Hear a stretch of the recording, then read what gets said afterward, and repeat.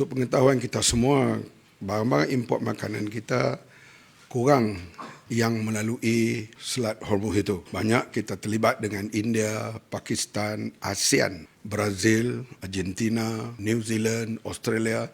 Semuanya berada di sebelah sini. Masalahnya kalau ianya berpanjangan akan impak di sudut transport dan sebagainya, barangkali pada waktu itu akan berlaku perubahan di sudut harga dan sebagainya. Buat masa ini, jangan kita bimbang apa-apa. Kita sambut Hari Raya dengan tenang, dengan konsep berjimat cermat terus kita jalankan seperti yang disarankan oleh Perdana Menteri. Keadaan beras, daging ayam, telur, ikan, daging lembu, kebau, susu segar, sayur, buah-buahan, semuanya cukup. Sekurang-kurang sampai bulan 5 dan bulan 6 yang akan datang. Oleh itu, rakyat tidak perlu panik apa-apa. Walau bagaimanapun, pihak kementerian mengambil perhatian khusus untuk kita, misalnya memperbanyakkan sayur dan juga ikan dan semua dalam pasaran. Komuniti madani yang sedang berjalan di bawah kementerian 5,000 tempat, 5,000 yang usahakan kita akan mempergiatkan. Kalau perlu, misalnya kita sambung lagi supaya dia dapat menambahkan bekalan makanan terutama sekali ke dalam masyarakat.